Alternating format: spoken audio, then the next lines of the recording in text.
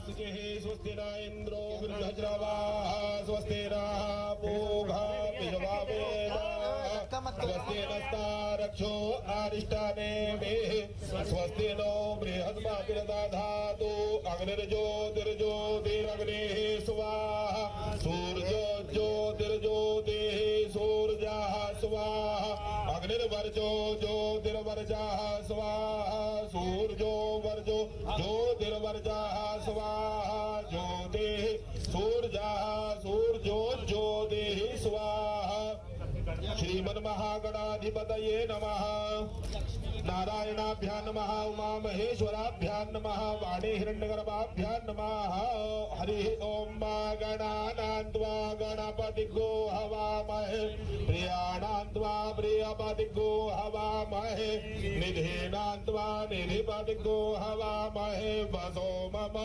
आहमजानि गर्भधमात्वमजासि गर्भधम् अम्बे अम्बिकेम्बालिके नमः नयति कश्चन ससत्यश्वकाः सुभद्रिकां काम्बीलवासिनीं गणेशाम्बिकाभ्यां नमः सर्वोपचारार्थे गन्धाक्षतपुष्पाणि समर्पयामि धूपम् आग्रापयामि दर्शयामि दीपकं नैवेद्यं निवेदयामि ओम इति मन्त्रेण सम्प्रोक्ष्य अमृतोपसरणमसि स्वाहा प्राणाय स्वाहा पानाय स्वाहा व्यानाय स्वाहा उदानाय स्वाहा समानाय स्वाहा ब्रह्मणे नमः मध्यपाने मुद्राकोशाणं हस्तमुखमुद्रा सिद्धात्मन्यं चन्दनं ताम्बूल फलभेट दक्षिणा प्रदक्षिणा प्रार्थना पूर्वकं नमस्करोमि प्रारंभे विनते करो गणपते विद्यादया सागरा अज्ञानत्वहरो निबुद्धिमतिते आराध्य मोलेश्वर चिंता क्लेश दरिद्र दुख अवघे देशांतरा पाठवे हेरंभा गणनायका गजमुखा भक्त्याद्र भो तोषभी प्रार्थना नमस्कारं समर्पयामि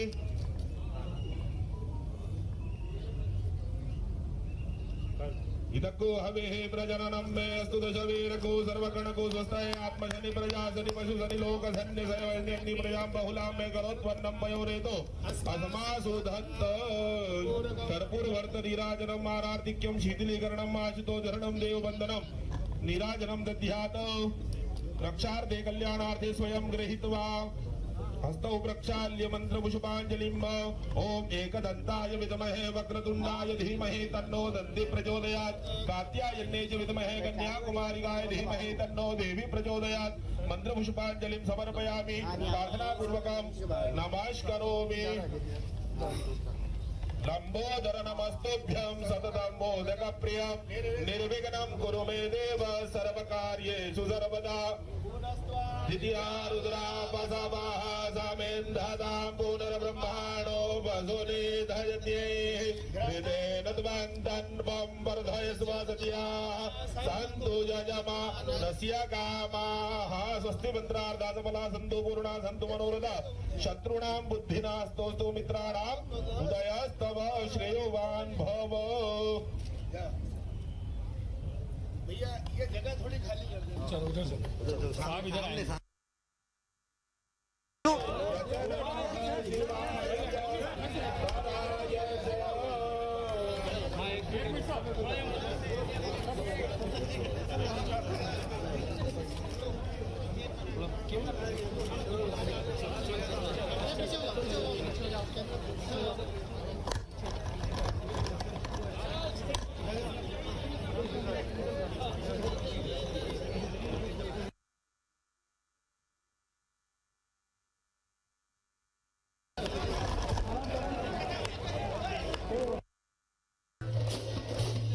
सभी से अनुरोध है कृपया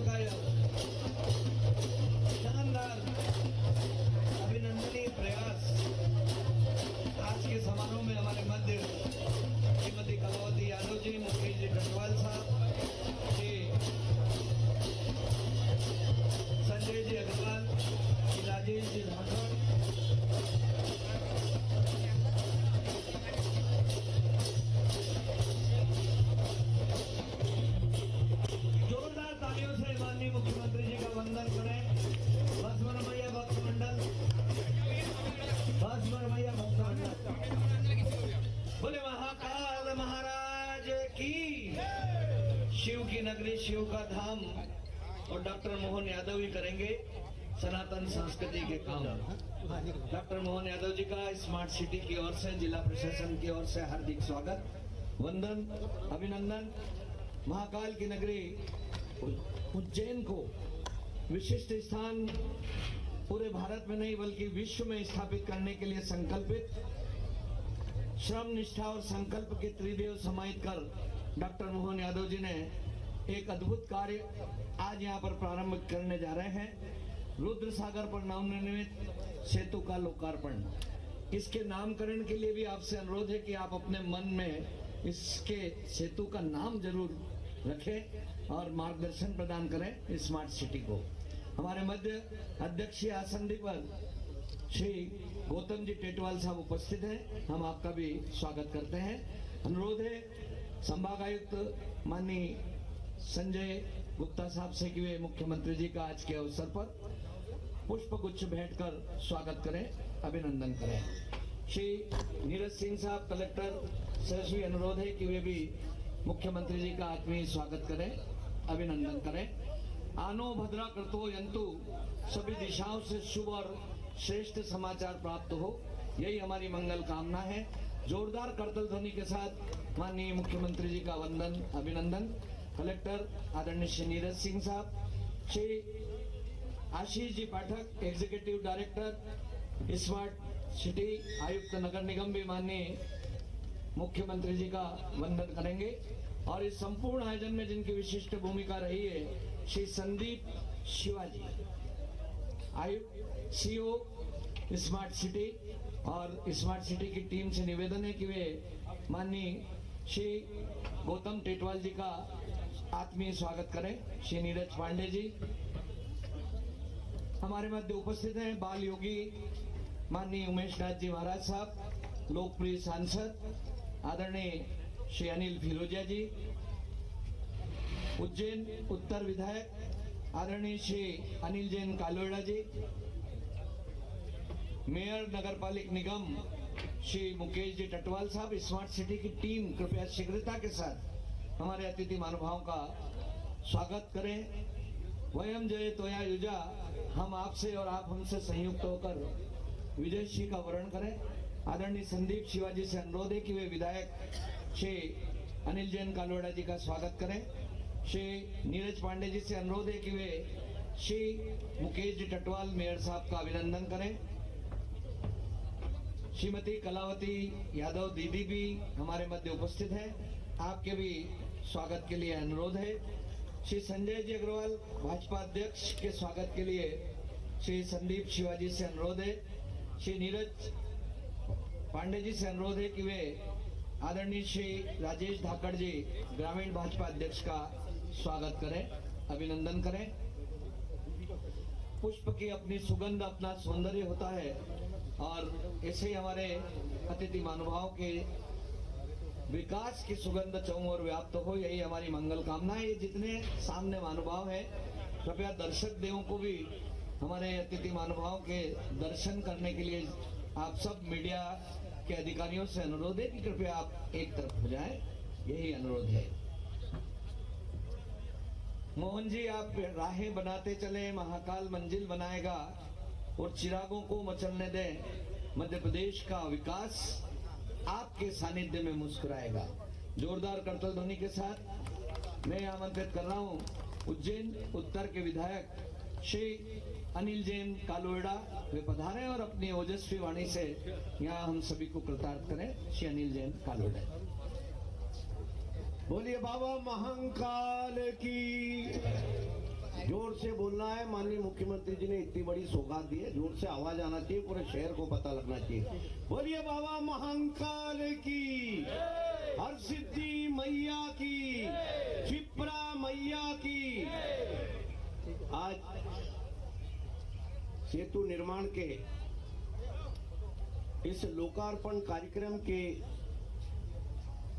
साक्षी बने हम सबके बीच में उपस्थित हमारे लोकप्रिय नेता, जिन्होंने इस प्रदेश के प्रत्येक क्षेत्र में चौमुखी विकास के साथ साथ जो नीडी लोग हैं, मजदूरों को काम मिलना चाहिए, इसलिए रोजगार सृजन में भारत में नंबर 1 काम करने वाले ऐसे औद्योगिक क्रांति के जनक मध्य प्रदेश के यशस्वी मुख्यमंत्री डॉक्टर मोहन यादव जी के लिए तालियों की गड़गड़ाहट के साथ आप अभिनंदन कीजिए।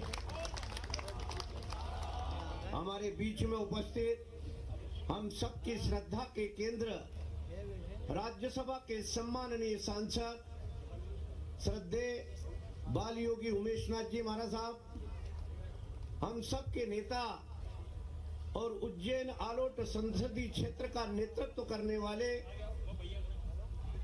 भाई अनिल फिरोजा जी, हमारे प्रभारी मंत्री आदरणीय गौतम टेटवाल जी, उज्जैन नगरपालिका निगम में महापौर आदरणीय मुकेश टेटवाल जी, हमारी बड़ी बहन सभापति कलावती यादव जी, भारतीय जनता पार्टी के सम्माननीय जिलाध्यक्ष भाई संजय अग्रवाल जी, भाई राजेश धाकड़ जी, महंकाल के गुरुदेव, मैं क्षमा चाहता हूं, पहले नाम लेना था, मैं उनकी चरण वंदना करता हूं। गुरुदेव विनीत गुरु जी महाराज जी के श्री चरणों में प्रणाम करता हूं।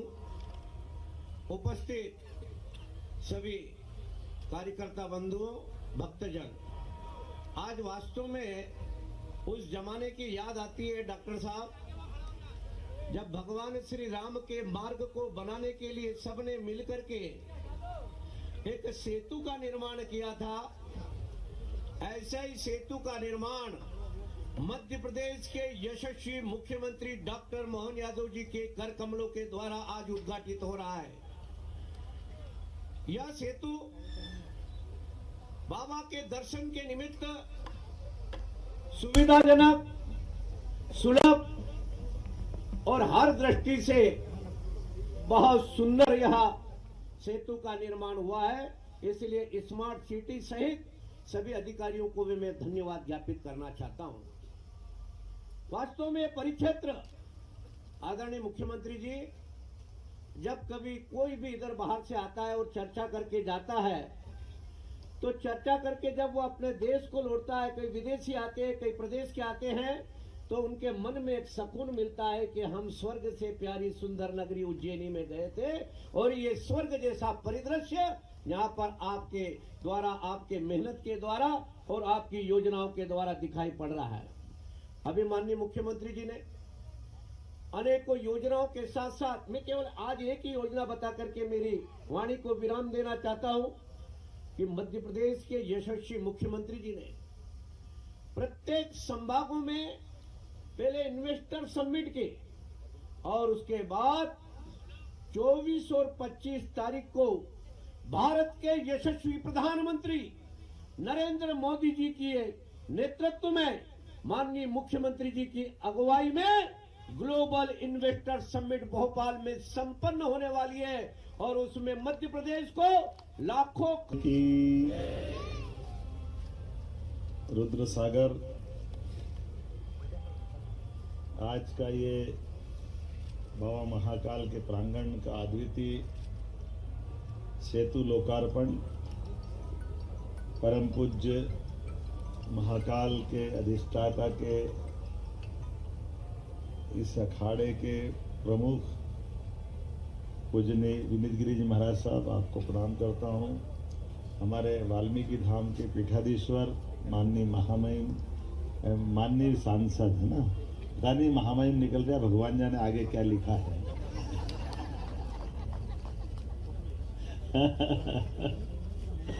परम पूज्य उमेश नाथ जी महाराज साहब, भगवान बाबा महाकाल क्या मालूम जीविया पे क्या बिठाता है, अब वो तो परमात्मा ही जाने, मामा बाबा की लीला है।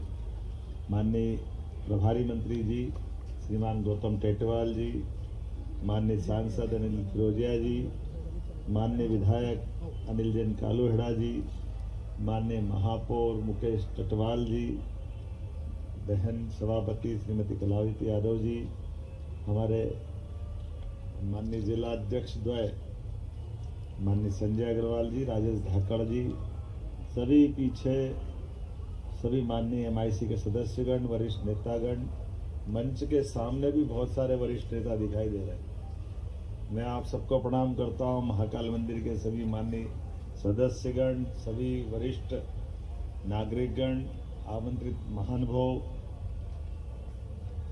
मैं सोच रहा था कि बाबा महाकाल के प्रांगण के चारों तरफ ये जो अद्भुत लीला हुई, अब ऐसा लग रहा कि उज्जैनी के जो जो पुराने नाम थे, उन पुराने नामों को हम अगर स्मरण करें तो अब ऐसा लगता है कि वो अतिरंजित नहीं है, वो सही है।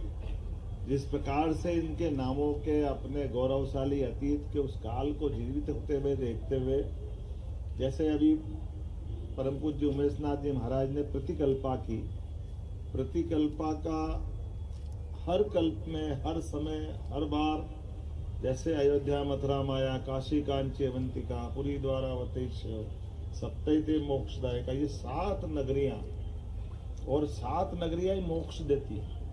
लेकिन उन 7 नगरी में भी अगर अवंती कोई है, अवंती जिसका कभी अंत नहीं हुआ, हर काल, हर समय, हर घड़ी, जिसका पृथ्वी की उपस्थिति के साथ अपना अस्तित्व हो, वो और कोई नगरी नहीं, हमारी पावन पुनीत अवंतिका नगरी, बाबा महाकाल की नगरी। और ये कितना एक तरह से दोनों का जुड़ाव है।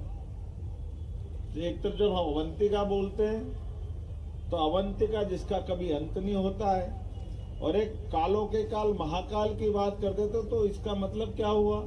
इसका मतलब हुआ कि इस चराचर जगत के अंदर जब हर कोई सब कुछ समय सीमितता के लिए आया है, कोई ऐसा नहीं है जिसके पास समय ज्यादा हो, ना कम है ना ज्यादा है। जिसका काल अर्थात समय तय है, ऐसे सब कोई अपनी अपनी घूर्णन गति से घूम रहे हैं, सब कोई अपनी कक्षाओं में परिभ्रमण कर रहे हैं। तो सबका हिसाब लगाने के लिए जब अवंतिका की बात करें, जिसका अंत नहीं हुआ लेकिन अंत भी होगा, तो महाकाल के अनंत काल के लिए होगा। बाबा महाकाल इस बात के लिए साक्षी है, जो अनंत ब्रह्मांड के लिए है। हमारे लिए आज ये साइंस की दृष्टि से अटपटा लगता है जब हम अनंत कोटि ब्रह्मांड की बात करते हैं, लेकिन अगर काल गणना की बात करें, समय की बात करें, तो समय के साथ ये जो घड़ी हम देखते हैं, ये घड़ी सबकी अलग अलग है। हमारे ग्रह से हमारी घड़ी सूर्य की परिक्रमा के आधार पर हमारे समय की सिद्धता बताती है, लेकिन ये समय के सापेक्ष होने में हमारे लिए न्यूटन ने गुरुत्वाकर्षण का नियम भले ही दिया होगा, लेकिन गुरुत्व का सच्चा अर्थ तो हमारा हजारों साल से जानते हैं। गुरुत्व मतलब गुरु यानी बड़ा, और शिष्य मतलब छोटा। तो सदैव बड़ा आकर्षित करता छोटे को, इसलिए चंद्रमा परिभ्रमण करता है पृथ्वी का, गुरुत्वाकर्षण के कारण वो हमारी कक्षा के बाहर नहीं जा सकता है। इसी प्रकार से पृथ्वी परिभ्रमण करती है सूर्य का सौर मंडल परिभ्रमण करता गैलेक्सी में, गैलेक्सी परिभ्रमण करती कहीं और। ऐसे छोटे से छोटे अपने शरीर के अंदर भी अणु, परमाणु, न्यूट्रॉन, प्रोटॉन, इलेक्ट्रॉन सब कोई घूर्णन कर रहे हैं, सब गतिमान है, लेकिन सबकी गति नियत है और सबका समय नियत है। ना गति बढ़ती घटती है, ना समय घटता बढ़ता है। इसलिए कालों के काल महाकाल के इस प्रांगण में परमात्मा की दया से आज स्वर्ण की तरह शिखर जो जगमगाते दिख रहे हैं, क्या आनंद आ रहा है। ऐसा लग रहा है कि स्वप्न से सुंदर महाकवि कालिदास ने जो कल्पना की है वह ऐसे ही नहीं की होगी। कोई भी आप इस बात को देख करके रचनाओं के श्लोक के मर्म को समझेगा तो कितना अच्छा लगेगा। मुझे आनंद है। ये रुद्र सागर है। रुद्र कौन है? रुद्र चास्टिन का लड़का है। चास्टिन कौन है? शक के बाद हूण आए, और हूण आकर के उन्होंने भी इस धरती से प्रभावित होकर के भागवत धर्म को अपनाया, अपने धर्म को अपनाया, वो यहीं के होके रह गए। तो उनके बेटे का नाम रुद्र है। रुद्र सागर बाबा महाकाल की सेवा में समानांतर नदी के किनारे नदी का स्वरूप बनाते हुए इस बाबा महाकाल के प्रांगण को जल से केवल महाकाल को नहीं, इसकी रचना कितनी अद्भुत है कि यहाँ से इसकी पाल बंद होती है और नदी से वर्तमान में रेल लाइन डल गई तो पानी आना बंद हो गया। जब ये रेल लाइन नहीं थी तो सीधा नदी का जल इसमें आता था और यहीं से आकर के फिर घूमते हुए नदी का जल यहाँ से सीधा हमारा जिसको क्या बोलते हैं दूध तलई पुष्कर सागर से आगे बढ़ेगा तो क्षीर सागर और क्षीर सागर से आगे जाएगा तो गोवर्धन सागर और गोवर्धन सागर से आगे जाएगा तो सीधा गंगा घाट के पास से होता हुआ विष्णु सागर से निकलते हुए गंगा घाट। अब कल्पना करो बीच में अवंतिका बाबा महाकाल की नगरी और ये पूरी जल की परिधा चारों तरफ से दुश्मन कई किलोमीटर दूर तक रोकने के प्रबंध होते हैं। वहां रुक जाए अच्छी बात है, कोई बात नहीं, रोकते शहर के अंदर चारों तरफ जल की परिधा से इस जल के साथ शहर की सुरक्षा के प्रबंध किए गए। ये महाराज रुद्रसागर के समय की बात है और ऐसा नहीं है, केवल वो नहीं, अपना इतिहास कितना गौरवशाली है। चंड प्रद्योत राजा सूरसेन यादव 5000 साल पहले भगवान कृष्ण के ससुर जहां उनकी अपनी बेटी मित्रवृंदा से उनका विवाह हुआ, उसका संबंध उज्जैन से आता है। 2500 साल पहले प्रद्योत जिनके गुस्से के मारे दुनिया थर्राती थी, इसलिए उनका नाम चंड प्रद्योत हुआ। जो चंड के माध्यम से एक तरह से वो उनकी अपनी एक त्वरित गति से काम करने की उनकी मेधा अलग प्रकार से जानी जाती थी।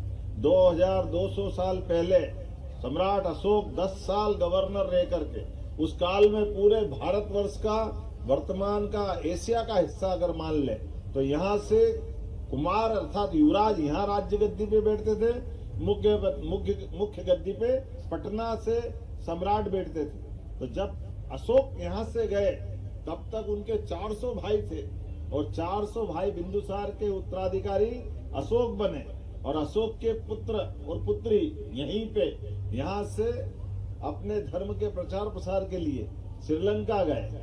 मुझे इस बात का गौरवशाली पक्ष हमको ये जो बात है ये भी मंच के पीछे से हमारे मित्र सुवेन जी ने भी बताया कि हमारे यहाँ सभी प्रकार के पर्यटन को बढ़ाने की जरूरत है। ऐसे में बौद्ध टूरिस्ट का भी बड़ा केंद्र उज्जैन हो सकता है।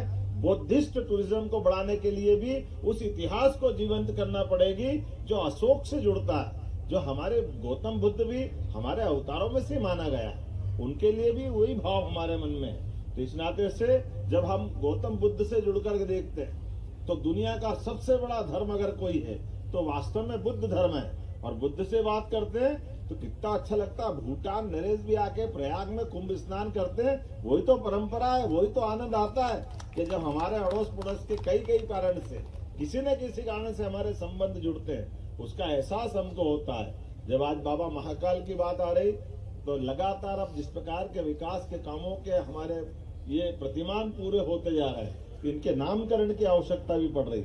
इसलिए हमने कहा कि बाबा महाकाल की आभा को, कीर्ति को, प्रसिद्धि को अमर कर दिया महाकवि कालिदास ने। लेकिन महाकवि कालिदास किनके दरबार में थे? तो सम्राट विक्रमादित्य के। सम्राट विक्रमादित्य कहाँ रहते थे? बाबा महाकाल के पास में। तो ये जो वर्तमान का महाराजवाड़ा है इसका पुनर्निर्माण हुआ। मूल महल तो विक्रमादित्य काल का है, पुरातत्व की दृष्टि से वो प्रमाण मिलते हैं। इसलिए हमने कहा ये टूरिज्म अपना ये अगर ये स्थान बना रहा है तो इसको विक्रमादित्य से जोड़कर रखा जाएगा। ये मैंने बताया है कि विक्रमादित्य का महाराजवाड़ा है। ऐसा बोलते ही हमको वो काल याद आता है कि यहाँ जितने राजा उज्जैन में हुए, जो हुए वो सम्राट से कमतर नहीं है। ये अलग बात है कि उनने अपने आप को सम्राट नहीं माना। ये उसी प्रकार से जैसे यशस्वी प्रधानमंत्री अपने आप को प्रधान सेवक कहते हैं, इसका मतलब वो प्रधानमंत्री का पद तो गौरवान्वित कर ही रहे हैं, लेकिन उनकी विनम्रता है कि वो अपने आप को प्रधान सेवक कहते हैं। ये हमारे गणतंत्र की अलग प्रकार की अनुभूति भी है और गौरव और गर्व भी है। हमें इस बात का आनंद है। ये परंपरा विक्रमादित्य के काल से नहीं और पहले से जाओ। भगवान कृष्ण ने भी कंस को मारने के बाद गणतंत्र की स्थापना की। इसलिए भगवान ने गणतंत्र के लिए कंस को मारने के बाद महाराज उग्रसेन को बिठा दिया। कौरव पांडव के उस भीषण युद्ध में भी वो चाहते तो आप उनकी निगाह के सामने सब हो रहा था, लेकिन राज्य गद्दी नहीं चाहिए, गणतंत्र चाहिए। इसलिए उस समय भी गणतंत्र की स्थापना की। उनने भी अपने बाद उनके पुत्र को नहीं बिठाया। भगवान कृष्ण ने अपने पुत्र को राजगद्दी में नहीं बिठाया क्योंकि गणतंत्र की स्थापना करते थे। तो ये हमारी धरती जो शिक्षा उज्जैन में सांदीपनि आश्रम से मिली वो सच्चे अर्थों में गणतांत्रिक व्यवस्थाओं को सिखाने वाली व्यवस्था है, जनतंत्र को गौरवान्वित करने वाली हमारी शिक्षा पद्धति है। मुझे इस बात का आनंद है जब हम विक्रमादित्य से वो काल जोड़ रहे हैं, राजा सूरसेन यादव से, तो हमने कहा कि ये जो होटल के कक्ष बनेंगे इनके नाम भी उनके साथ जोड़े जाए। इसलिए ऐसा लगता है अशोक के नाम पर अभी उज्जैन में कुछ नहीं है, तो ये मुझे लगता है बाबा महाकाल के सेतु का नाम सम्राट अशोक पे करना चाहिए, ताकि इस माध्यम से ये इतिहास भी जाए कि हाँ अशोक उज्जैन से आए थे। आपको ध्यान होगा जब हमने महाराज ये जो अपना महामृत्युंजय द्वार बनाया उसमें उज्जैन के सारे गौरवशाली इतिहास को प्रतिमाओं के माध्यम से बताने का प्रयास किया कि सारे इतिहास केवल कागज पे लिखने से पर्याप्त नहीं होता है, इतिहास को प्रतिमाओं के अंकन से भी बताना चाहिए। इसलिए उज्जैन के ज्ञात इतिहास 5100 साल पुराने राजा सूरसेन यादव की स्मृति में वो द्वार की हाइट 51 फीट की है, प्रत्येक 100 साल को 1 फीट के अंदाज में निकाला। जो 7 शिखर है उसके, ये 7 पवित्रतम नगरियों में से एक है। दोनों उसमें 2 शिखर बनाए, दोनों हमारे ज्योतिर्लिंग बाबा महाकालेश्वर और ममलेश्वर ओंकारेश्वर के अंदर से दोनों शिखर उसके प्रकार से बनाए। उसमें अशोक चिन्ह भी बनाया हुआ है पत्थर से। उसी प्रकार से भगवान श्री कृष्ण की प्रतिमा भी पत्थरों के माध्यम से बना करके पूजा पाठ के बजाय उस गौरवशाली इतिहास को जीवंत करते हुए प्रतिमा उसमें बनाई हुई है। विक्रमादित्य की 32 पुतलियां उसमें है, हमारे सम्राट का अशोक चिन्ह उसमें है, चंड प्रद्योत की कहानी उसमें अंकित की गई है, राजा भोज के चिन्ह उसमें अंकित है। यहाँ महावीर स्वामी जी ने तपस्या की उज्जैन में, महावीर स्वामी जी का चिन्ह उसमें है। कुंभ की घटना तो जुड़ती है, कुंभ की बातें भी उसमें, राजा भोज से लगा करके उदयादित्य तक, महाराज सिंधिया से लगाकर सभी प्रकार के जो जिस काल के लोग आए उसको उस प्रकार से जीवंत करते हुए पत्थरों के माध्यम से उज्जैन का इतिहास बना करके बताया गया है। इसलिए उसका नामकरण भी महामृत्युंजय, जिसका कभी अंत नहीं हो सकता है। बाबा का आशीर्वाद जिनके साथ होता है, तो मैं उम्मीद करता हूं कि प्रशासन के माध्यम से जो वहाँ अपनी गौरवशाली इतिहास की बातें लिखी है, एक बोर्ड लगा करके गाइड के माध्यम से ये बताने की जरूरत भी है कि ये हमारा गौरवशाली इतिहास अगर आपको बगैर लिखे देखना है तो पत्थरों के माध्यम से, क्योंकि जब हमारा अच्छा समय आया तो जरूर बनना चाहिए।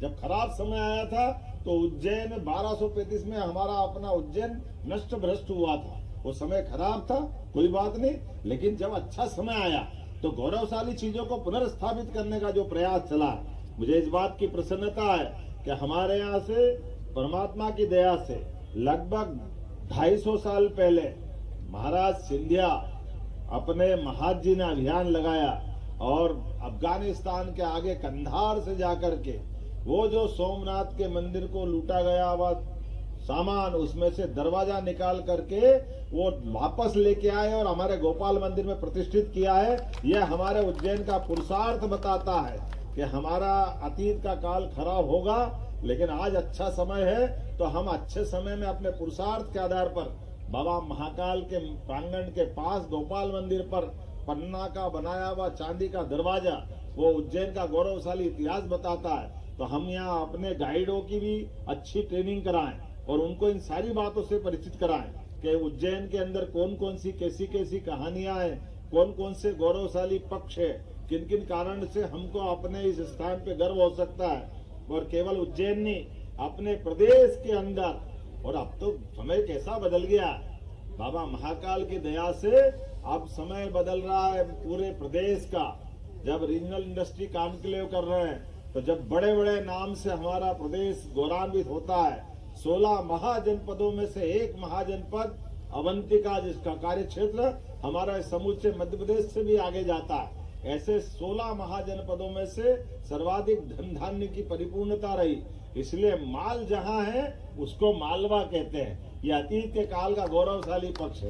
मालवा ऐसे ही नहीं आता, ये हमारे अपनी समृद्धि का परिचायक है और मालवा की समृद्धि से सभी प्रकार के कामों को करने की उनकी कुशलता जानी जाती थी। लेकिन वर्तमान के मध्य प्रदेश के अंदर यशस्वी प्रधानमंत्री के माध्यम से रीजनल इंडस्ट्री कॉन्क्लेव करते करते जिस प्रकार से उद्योग व्यापार व्यवसाय के बिना समृद्धि नहीं आती, यह अच्छी बात है। हमारे मेहनत के किसानों ने, खेती से, बागवानी से, हार्टिकल्चर से अपनी बहुत अच्छी उन्नति की है और सरकार के माध्यम से सिंचाई के संसाधन देते हुए बिजली, पानी, सड़क सब प्रकार की अनुकूलता है। तो आने वाले समय में ये और आगे बढ़ना चाहिए।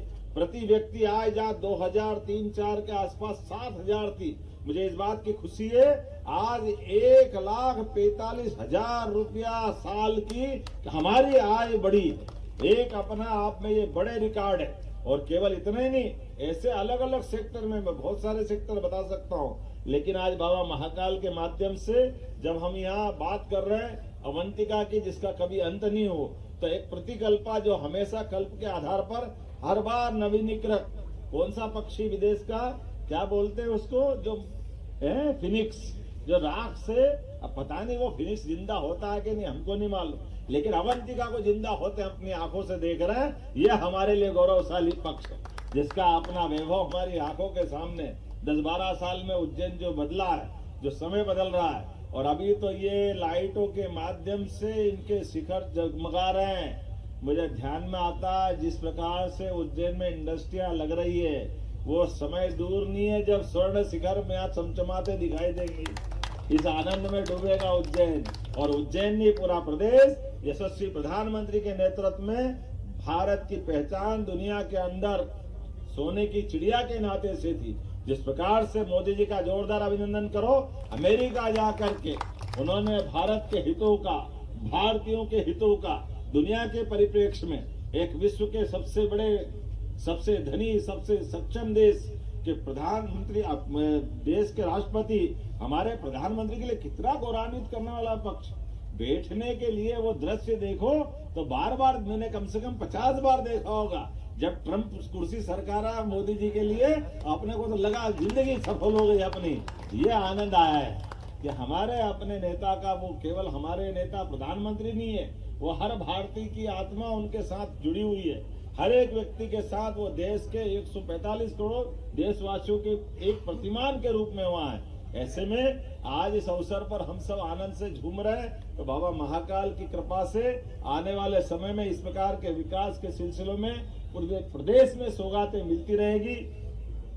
हम सब आकर के इनके साक्षी बन रहे हैं। मैं आपका आभार भी मानता हूं और आप सबसे विनम्र निवेदन भी करता हूं, जब यात्री बढ़ रहे हैं, व्यवस्थाएं बढ़ रही है, ऐसे में यहाँ के स्थानीय निवासियों की जवाबदारी भी बढ़ेगी। जो जिस जगह है, जिस प्रकार से अपने बीच में से एक सेवा का मन में संकल्प ले, मैं 8 घंटे नौकरी करके कोई आता होगा, आने के बाद 2 घंटे किसी चौराहे पे खड़े हो जाए, व्यवस्था बना दे, कोई आने जाने वालों को मार्ग बता दे, बड़ी बात रहती है। कुछ फर्क नहीं पड़ता है, कोई अलग अलग प्रकार के रेलवे स्टेशन, बस स्टैंड की तरफ चले जाए, प्रशासन से भी कोई तालमेल कराएंगे कि ये जो हमारे यहाँ के स्थानीय नागरिक लोग आने जाने वाले पर्यटकों को लेकर के, आने जाने वाले तीर्थयात्रियों को लेकर के अपनी भूमिका कैसे निभा सकते हैं, अलग अलग प्रकार से क्या सेवा कर सकते हैं, इन कामों को करेंगे। अदरवाइज भौतिक रचना तो बहुत बड़े बड़े देशों में बहुत सारी जगह है, लेकिन भौतिक संरचना से काम नहीं चलता। सच्चे अर्थों में हमारे अपने इस नगर के साथ लगाव का, मुझे एक बात का ध्यान दिलाते हुए अपनी बात खत्म करूंगा। नीमच में मैं शिक्षा मंत्री करके गया और मैं पुलिस के लोगों को बधाई देना चाहूंगा। नीमच के अंदर एक इंडस्ट्री के बड़े मैनेजर बोल रहे थे कि मैं एक बार पहली बार यहाँ ज्वाइन करने आया था नीमच में, उनने मध्य प्रदेश नहीं देखा था, पहली बार वो बाय रोड आ रहे थे हैदराबाद से, आते आते उज्जैन के पास से निकल रहे थे। निकलते टाइम पे उनको रास्ता मालूम नहीं नीमच मंदसौर का किधर जाना है, तो अपने वहाँ एक यातायात के पुलिस वाले से पूछा कि मेरे को नीमच जाना है तो मेरे को रास्ता बता दो। वो पुलिस वाला बोले मैं जानता भी नहीं था। पुलिस वाले ने कहा कि भाई साहब आप काहे के लिए जा रहे हो? तो उन्होंने कहा मैं अपने नए काम को ज्वाइन करने जा रहा हूँ। तो बोले आपको इससे अच्छा मौका कहाँ मिलेगा, महाकाल की नगरी से जा रहा हूँ, आप महाकाल जाओ, दर्शन करो, उसके बाद आपका काम करने जाओ। तो उन्होंने कहा महाकाल का कैसा रास्ता रहेगा, क्या व्यवस्था रहेगी? बोले उसने मेरे को सब समझाया, यहाँ से जाना रहेगा, इधर मिलेगा, उधर से जाना रहेगा, यहाँ के रास्ता, उसके बाद उधर से गाड़ी निकालना, एक एक करके। बोले मेरे जीवन में कोई पहली बार ऐसा पुलिस वाला मिला कि इतना अच्छा मार्गदर्शन करें, पैसा एक नहीं लिया, धन्यवाद अलग दे रहे। ये एक प्रयोग उदाहरण का कि मन की भावना के बलबूते जो हम अपनी ड्यूटी कर रहे हैं, वो हर एक कोई अपना अपना काम करते करते इन सारे कामों को करते रहेंगे तो वाकई में हमको समाधान मिलता है। हम कोई भी काम कर रहे हैं, परमात्मा तो देख रहा है, परमात्मा के साक्षी रहते हुए जितना जो कर सकते जरूर करेंगे। बाबा महाकाल सब पे कृपा करेंगे। मेरी अपनी ओर से आज इस सेतु का नाम सबको जच रहा है, सम्राट अशोक के नाम पर अशोक सेतु करने की घोषणा करते हैं। बहुत बहुत धन्यवाद। नव दिशा नव जागरण किया समय सरकार, आप पधारे आज के समारोह में, बहुत बहुत आभार के लिए श्री आशीष जी पाटिल।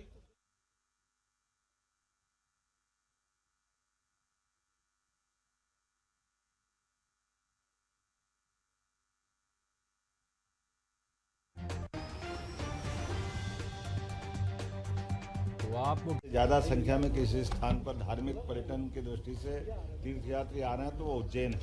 ऐसे में उज्जैन में बाबा महाकाल के प्रांगण में आने जाने के लिए एक नया मार्ग, जिसको सेतु के माध्यम से आज 22 करोड़ की लागत से इस ब्रिज का लोकार्पण किया जा रहा है। 4-6 दिन बाद हमें मालूम है कि बड़ी संख्या में लोग देश भर से, दुनिया भर से उज्जैन आएंगे। ऐसे में ये बड़ी भूमिका आवागमन की निभाएंगे। हमारे सबका प्रयास है यशस्वी प्रधानमंत्री के नेतृत्व में सभी प्रकार के पर्यटन को बढ़ावा देने के, ऐसे में धार्मिक पर्यटन को बढ़ावा देने के लिए सभी केंद्रों पे मध्य प्रदेश सरकार समान रूप से काम कर रही है। और मुझे तो इस बात की और प्रसन्नता है, जब हम अपनी विक्रमोत्सव की शुरुआत महाशिवरात्रि से करेंगे तो प्रदेश के 40 से ज़्यादा देवस्थान शिवालयों में भी एक साथ विक्रमोत्सव की शुरुआत होगी, जो गुड़ी पड़वा तक अलग अलग प्रकार के कार्यक्रम करते हैं। बाद में जल गंगा अभियान के माध्यम से जल संरक्षण का काम भी हम करेंगे। हमारे प्रत्येक त्योहार पर्व हमारे लिए जीवन का उत्साह उमंग तो देते ही हैं, लेकिन भौतिक जगत में आज के दौर के साथ विकास के साथ उसको जोड़ने का जो क्रम जारी रखा है, उसके सिलसिले में ये सारी सौगातें मिलती रहेगी। मेरी अपनी ओर से बधाई। इतिहास रचने वाले सर भोपाल में इतिहास रचने वाले सर। मुझे इस बात की प्रसन्नता है कि 24 तारीख का दिन उज्जैन मध्य प्रदेश के इतिहास का एक नया दिन बनेगा और भोपाल में ग्लोबल इन्वेस्टर समिट जो होने वाली है, यशस्वी प्रधानमंत्री के नेतृत्व में वो अद्भुत काम होगा, जिसके माध्यम से मध्य प्रदेश आर्थिक रूप से एक नए रूप में जाना जाएगा। सर कई लोग विदेशी भी पर्यटन